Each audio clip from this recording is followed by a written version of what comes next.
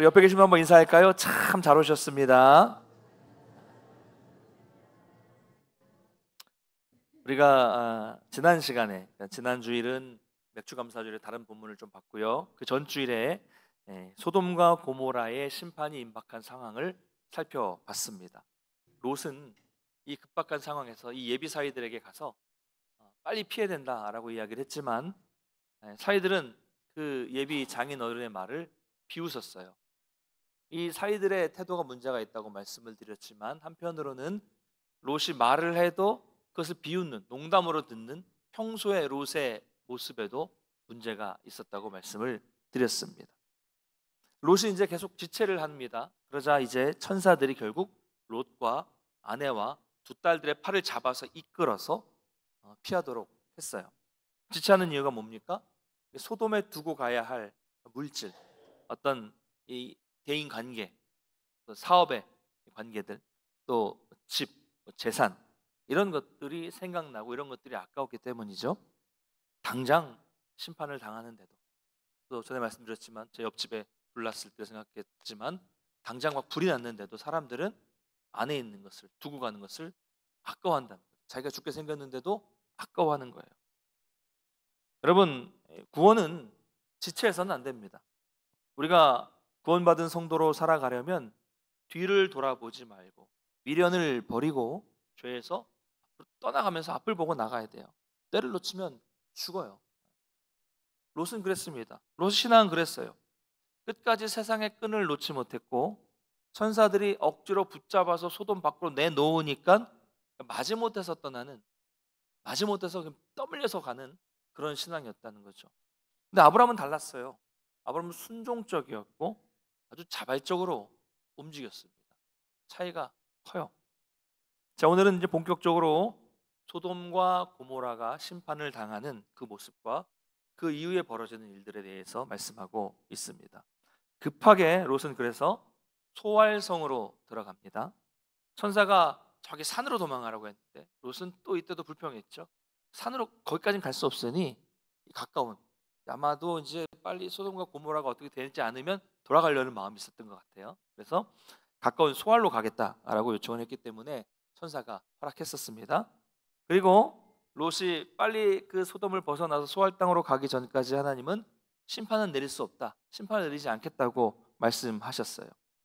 하나님은 롯과 그 가족을 위해서 심판을 내리지 않으시고 오로지 그 사람들을 위해서 심판을 연기하시고 대기하고 기다리고 계셨다는 거죠. 그 이유는 무엇입니까? 롯 때문이 아니라고 했죠. 아브라함의 간절한 중보기도 때문이었습니다. 여러분, 오늘날도 마찬가지입니다. 소돔과 고모라와 방불한 이 땅, 아니 소돔과 고모라보다 더하면 더하지 못하지 않은 이 세상을 보시고 하나님께서 심판하시지 않으시는 이유가 무엇이겠습니까? 아직 롯과 그의 가족처럼 구원해야 할 백성이 남아있기 때문에 하나님은 지금도 참고 지금도 기다리고 계신 거예요. 우리가 우리 주변에 있는 사람들을 위해서 기도해야 할 이유가 여기에 있는 것입니다. 자, 이제 롯의 가족들이 소알성으로 들어가고 날이 밝자 곧바로 심판이 시작됩니다. 24절 한번 같이 읽어보겠습니다. 시작. 여호와께서 하늘 곧 여호와께로부터 유황과 불을 소돔과 고모라에 비같이 내리사. 유황과 불이 비같이 내렸다고 합니다. 사람들은 지진이 일어나고 또 용암이 분출해서 이런 일이 일어나겠다고 이해하고 있지만 성경은 뭐라고 말씀하고 있습니까?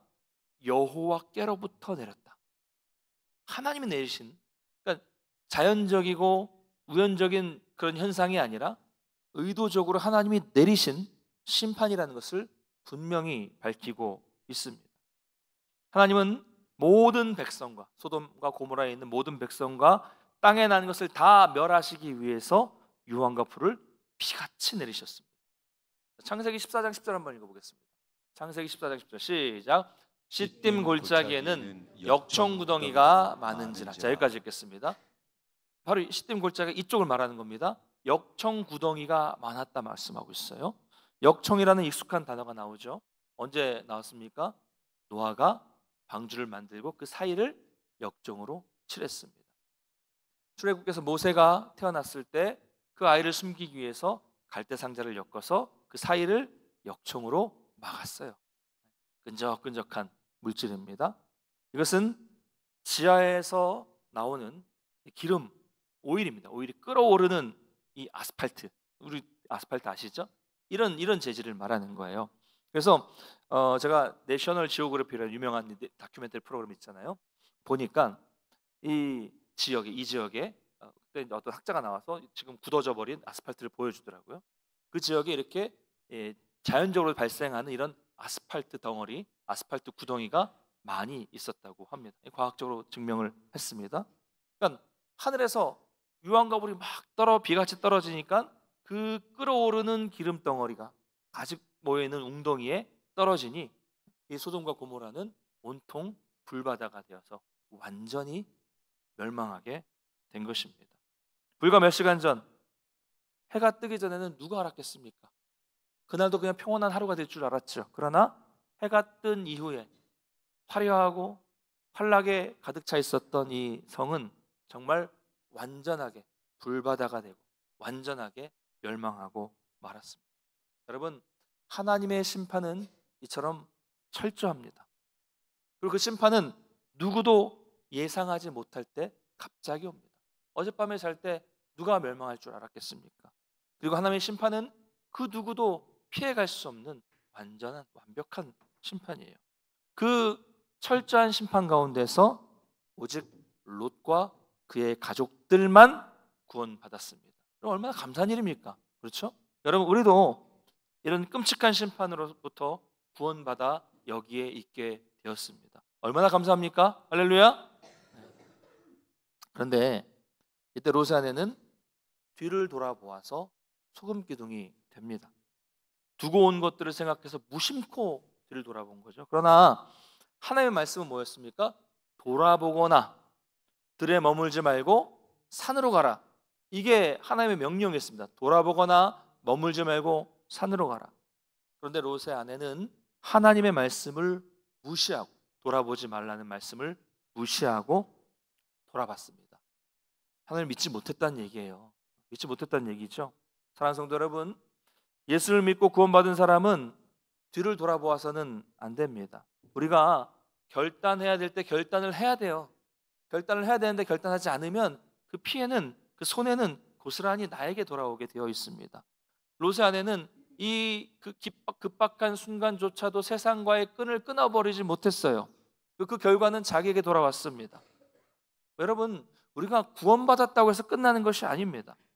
우리는 구원받은 이후에도 앞을 바라보고 하나님을 바라보며 계속 전진해야 합니다.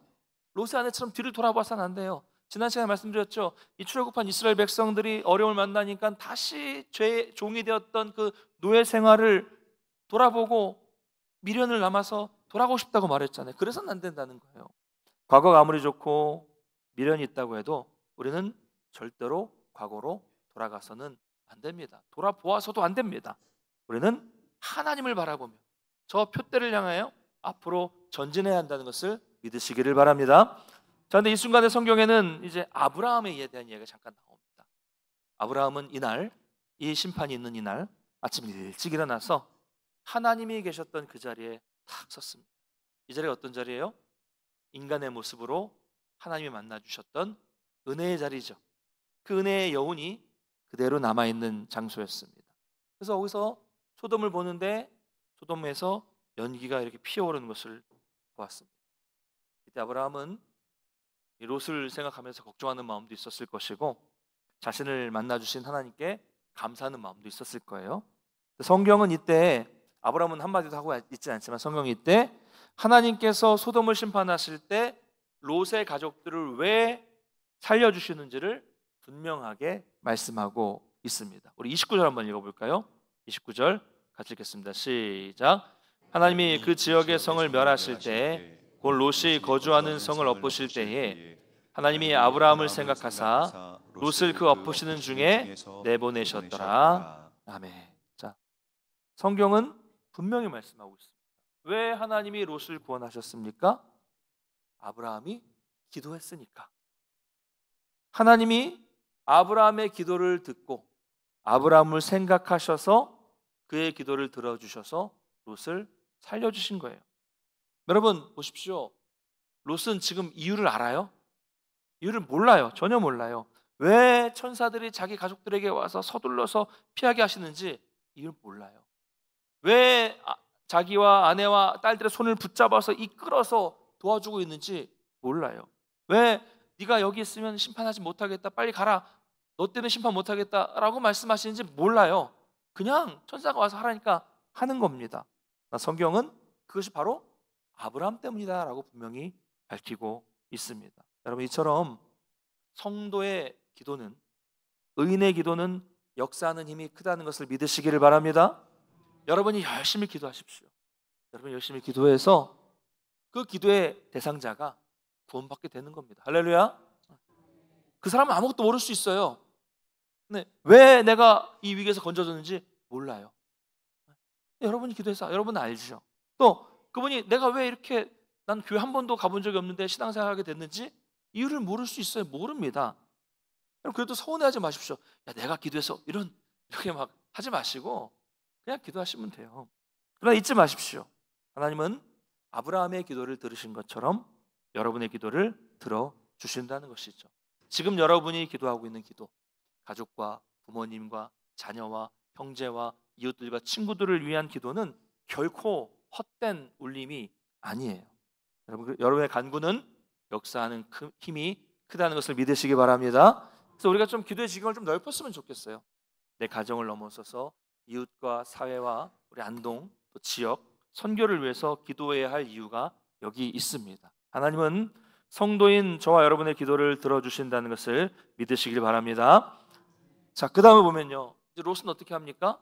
30절을 보니까 이제 진짜 소돔과 고모라가 심판당하는 걸 보니까 소 아래 있기를 두려워해서 두 딸과 함께 산으로 가게 됩니다.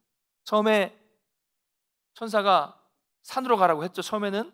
그랬더니 아니, 저기 못 가겠어요, 나 여기 소알로 갈게요 하더니 막상 소돔과 고모라가 멸망하니까 이제는 또 여기 못 살겠다 이러는 거예요. 변덕이 심하죠. 왜 그렇습니까? 왜 자꾸 변덕 왔다 갔다 하는 거예요? 하나님을 제대로 믿지 못하니까, 옆에 소돔과 고모라가 멸망하는 거 보니까 하나님이 소알에 있어도 나를 지켜주지 못할 것이라는 불신앙이 있는 겁니다. 불신앙이에요. 결국 제가 앞에서는 이제 말씀 드리려다가 안 했지만 결국 드리고 싶은 말씀은 뭐냐면 롯은 신앙이 없었다는 것으로밖에 우리가 이런 모습을 통해서 신앙이 없었던 사람이라고밖에 이해할 수가 없다는 거죠. 자꾸 상황이 바뀔 때마다 하나님을 믿지 못하고 마음이 바뀌는 거예요. 여러분 주변에도 그런 분이 계시죠? 자꾸 불안해하고 신앙생활을 하고 있는 것 같은데 좀 마음이 자꾸 바뀌는 분이 계시죠? 좋은 일이 생기면 막 기뻐서 막 저 하늘을 날아다니고 막 뛰어다니고 하지만 몇 시간 후에 또 안 좋은 일이 생기면 작은 일에 막 일희일비하고 저 밑바닥으로 떨어지고 마음이 이랬다 저랬다 하고 크고 작은 일에 일희일비하는 분이 계신다면 그 이유는 롯과 같이 불신앙 때문이라는 것을 기억해야 합니다. 반대로 생각해 볼까요? 여러분 주변에 하나님을 온전하게 믿는, 누가 보더라도 저분은 딱 권사님 같은 권사님이에요, 저분 장로님 같은 장로님이에요, 딱 이런 믿음이 딱 굳건하신 분을 보십시오. 그런 분들은 조금은 좋은 일이 있다고 해서 막 신이 나서 막 간증하고 다니지 않습니다. 그런 분들은 조금 안 좋은 일이 있다고 해서 막 화내고 인상 찌푸리고 힘들어하지 않아요. 언제나 마치 푸른 소나무처럼 흔들리지 않는 감정과 흔들리지 않는 마음의 상태로 살아가죠. 이게 신앙의 힘이에요. 이게 진짜 신앙입니다. 그러나 롯은 하나님을 향한 그런 믿음이 없었습니다. 그래서 롯은 이제 또 마음이 바뀌어서 두 딸과 함께 산으로 가서 동굴에 거주하게 되죠. 그런데 참 여기서 문제가 벌어집니다. 딸들의 말과 생각을 보십시오. 참 이게 저는 이 본문을 뛰어넘고 싶었습니다. 네, 성경에 설교하기 난감한 생각, 행동이 나타나는 경우가 또 바로 오늘 본문에서 나타나게 돼요. 참 난감해요. 31절과 32절 한번 읽어보겠습니다. 시작. 큰딸이 작은딸에게 이르되 우리 아버지는 늙으셨고 온 세상의 도리를 따라 우리의 배필될 사람이 이 땅에는 없으니 우리가 우리 아버지에게 술을 마시게 하고 동침하여 우리 아버지로 말미암아 후손을 이어가자 하고. 네, 여러분 어떻게 이런 생각을 할 수 있을까요? 이게 상식적입니까? 자, 보십시오. 온 세상이 다 멸망했습니까? 소돔과 고모라만 멸망했어요. 다른 지역에 가면 다른 남자들이 많이 있습니다. 자, 이 지금의 위기를 벗어나서 다른 지역에 가서 살게 되면 남자를 만나 가정을 이루고 후손을 번성할 수 있어요. 있습니다. 근데 그 순간을 기다리지 못하고 이상한 생각을 하고 있었습니다. 그래서 뭐라고 해요? 아버지에게 술을 먹이고 아버지를 통해서 후손을 낳자, 이런 이야기를 해요. 자, 언니가 이런 미친 소리를 해요. 네, 표현이 죄송합니다. 표현이 좀 거칠지만 미친 소리예요. 미쳤어요. 미친 소리예요. 언니가 그러면 동생이 뭐라 그래야 될 것 같아요? 어휴, 언니 탁월합니다. 아우, 천재적이네. 이래야 돼요? 언니 미친나? 돌았나? 제정신이가? 난리 쳐야죠. 동생은 뭐라 그래요? 33절을 보니까 그 밤에 그들이 아버지에게 술을 마시게 했다라고 말씀하고 있어요. 그러니까 동생도 같은 생각이었어요. 똑같이 미쳤습니다. 같이 미쳤어요. 여러분, 제가 왜 미쳤다고 할까요? 자, 이제는 우리가 논리적인 생각으로 한번 하나하나 좀 따져보겠습니다. 자, 롯과 그 가족들이 소돔을 피해서 나왔을 때 뭘 가지고 나왔어요? 뭘 가지고 나왔습니까? 안 봐서 모릅니까? 천사들에 의해서 억지로 붙들어 나왔잖아요. 뭘 가지고 나왔어요? 아무것도 못 가지고 나왔죠. 술은 가지고 나왔을까요? 알코올 중독자예요? 막 술은 항상 몸에 지니고 다녀서 빈몸으로 나오는데 술은 어디 막 이렇게 끌고 나왔어요? 아니잖아요. 빈몸으로 나왔습니다. 술이 없어요.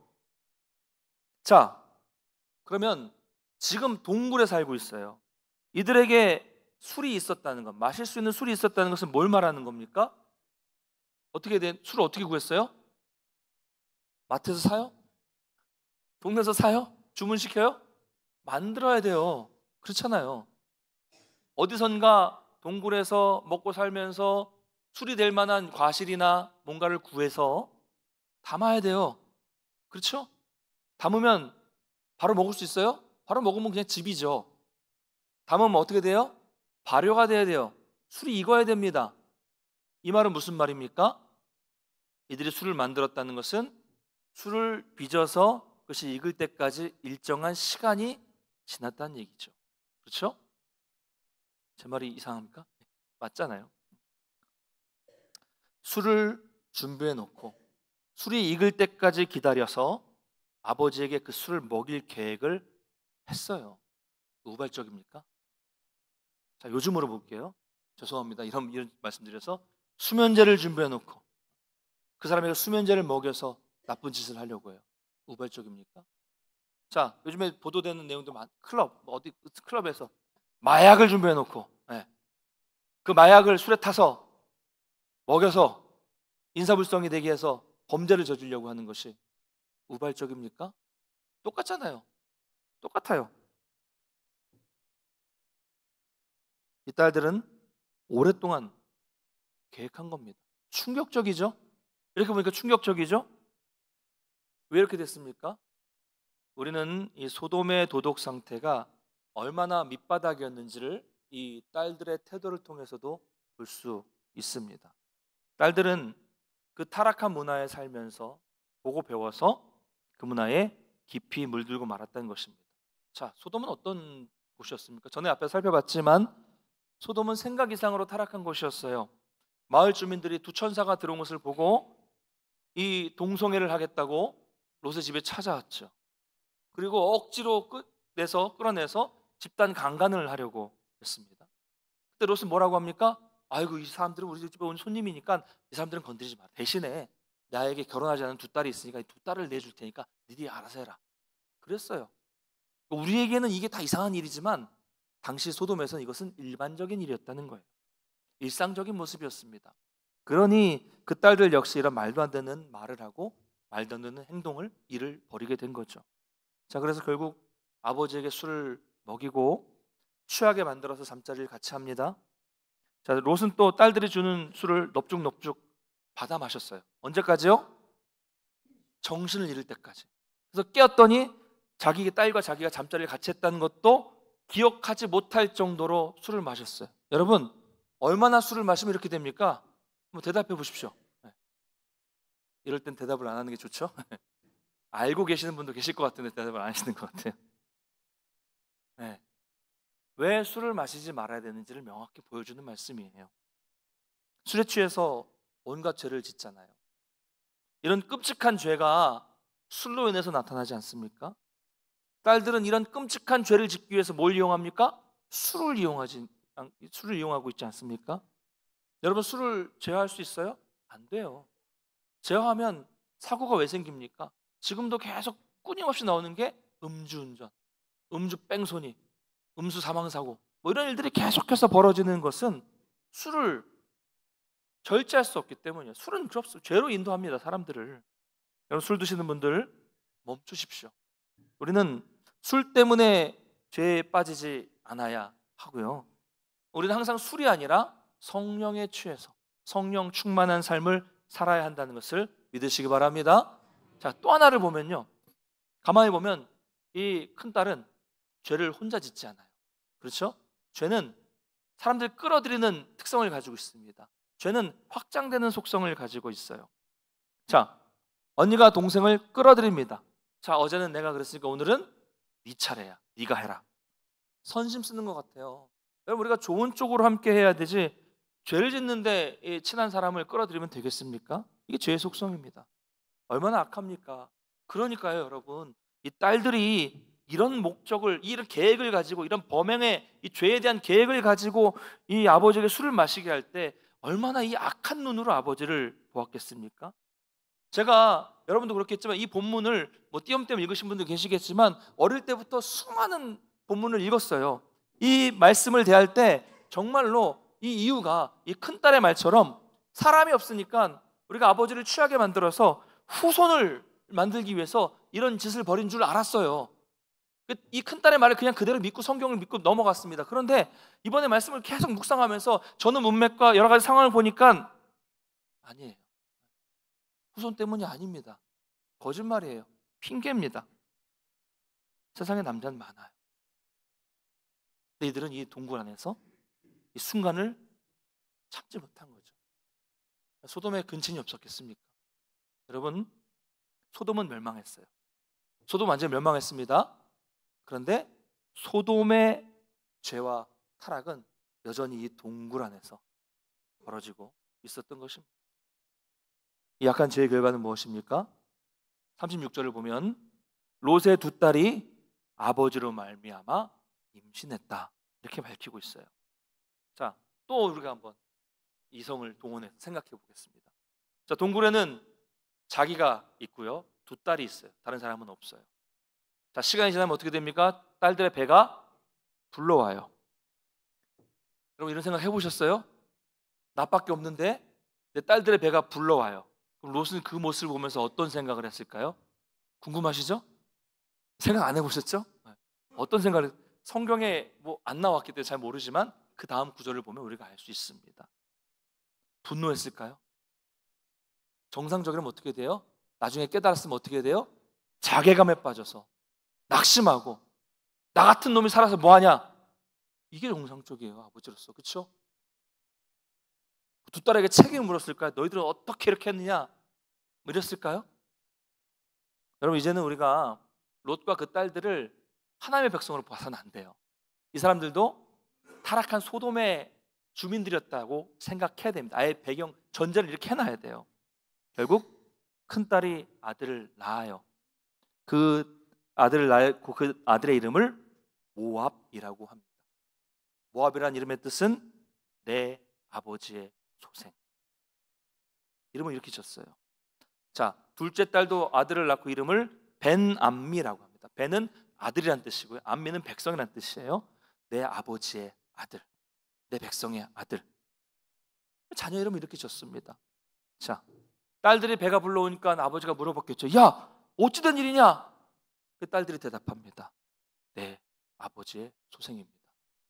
그 아들을 낳으니까 그래, 이 아이들 이름을 모압으로 하자. 둘째에게 물어봐요. 야, 어떻게 된 거야? 둘째 딸이 대답합니다. 내 아버지의 아들입니다. 그 아들을 안고 그래 이름을 벤암미라고 하자. 무슨 말입니까?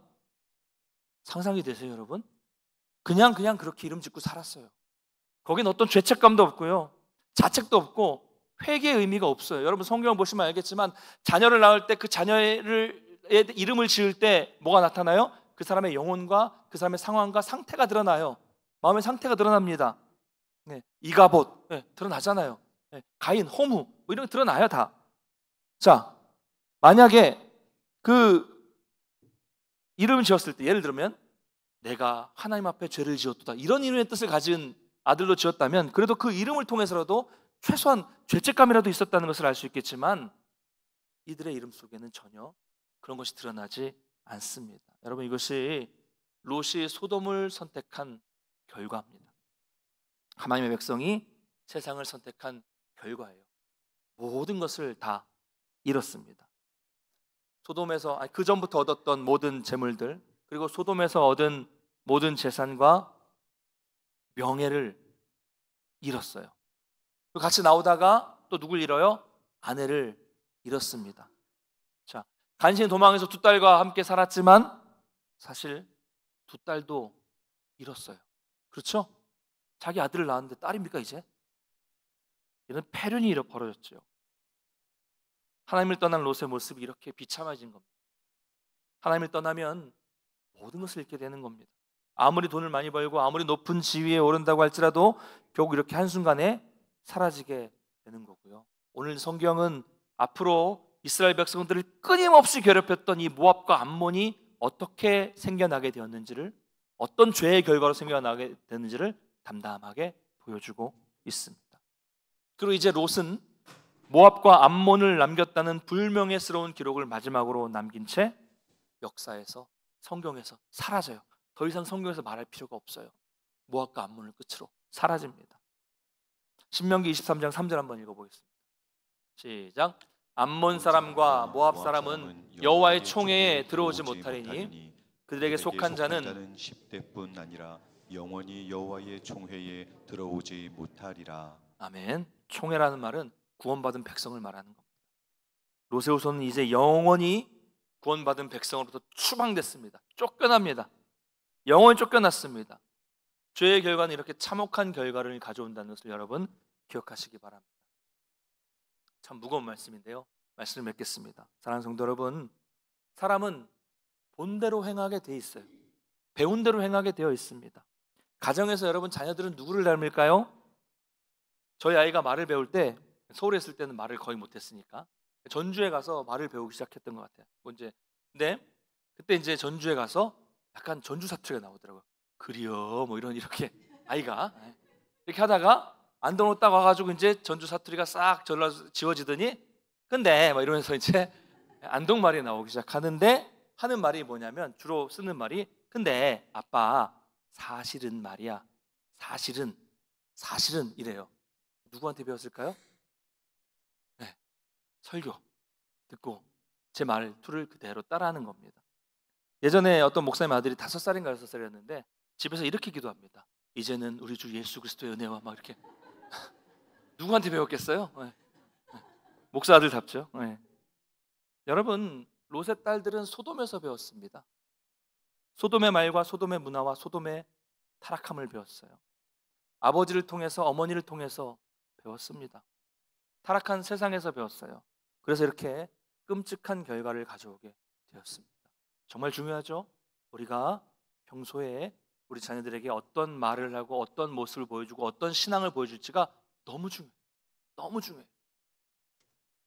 자, 그리고 타락한 도시가 멸망하는 가운데 어렵게 구원받았어요. 롯과 가족들은. 그러면 어떻게 살아야 됩니까? 다 멸망했는데 혼자 살았어요. 어떻게 살아야 돼요? 구원해 주신 은혜에 감사하고 감격하면서 내가 정말 그럴 수 없는 중에 구원받았으니 정말 구원받은 사람으로서 합당한 삶의 모습을 보이며 살아야 하는데, 롯은 그 가족들과 구원받았음에도 불구하고 여전히 소돔의 삶을 살았습니다. 여러분, 구원받았다고 끝이 아니에요. 여러분, 교회 안에 왔다고 끝이 아닙니다. 그 이후에 어떻게 살아가는가가 아주 중요합니다. 우리가 이후에 하나님 앞에 쓰임받는 도구가 되어야 되고, 그것이 우리 후손에게 이어지게 만들어야 합니다. 할렐루야. 이것이 우리의 사명인 줄 믿으시기 바랍니다. 롯은 소돔에서 구원받았습니다마는 완전히 실패했어요. 그 후손은 영원히 하나님의 안으로, 백성으로 들어올 수 없게 되었습니다. 반대로 아브라함은 롯보다는 좀 덜 풍족한 삶을 살았지만 소돔을 향하지 않았고 항상 하나님과 동행하는 삶을 살았어요. 그래서 그 후손이 영원한 믿음의 자손이 될 수 있었습니다. 사랑하는 성도 여러분, 우리 교회가 64주년이 됐습니다. 참으로 감사한 일이죠. 그런데 64년이 된 거 중요해요. 여기까지 인도해 주시고 이끌어 주시는 거 정말 중요하지만 더 중요한 것은 이제 앞으로 우리를 여기까지 인도해 주신 하나님 앞에서 우리가 어떻게 살아가야 될지, 우리 교회가 세상에서 무엇을 해야 할지가 너무 중요합니다. 우리는 이 약한 세상에서, 이 약한 세상 속에서 빛으로서, 소금으로서 바른 길을 제시할 수 있어야 합니다. 이 소돔의 길을 걸어가는 사람들 앞에서 우리는 믿음의 길, 아브라함의 길을 보여주는 역할을 교회가 해야 합니다. 여러분이 하셔야 됩니다. 그러기 위해서는 일주일에 한 번 예배드리고 일주일에 한 번 설교 듣는 것으로는 어려워요. 그렇잖아요. 6일을 더 세상 속에 사니까 매 순간 말씀을 묵상하시고 깨어 기도하시면서 하나님의 지혜를 구하셔야 합니다. 그래야 바른 선택을 하며 본이 된 삶을 살 수 있는 거예요. 여러분 이 구원의 방주에 들어온 이후에, 구원받은 이후에 롯과 같이 소돔과 고모라의 삶을 살지 않게 되시기를 간절히 소망합니다. 아브라함처럼 항상 하나님의 은혜를 구하시고 하나님 말씀 안에서 하나님과 동행하는 삶을 살아가셔서 여러분과 여러분의 후손이 그 믿음이 영원히 이어지게 되시기를 주님의 이름으로 간절히 축원합니다.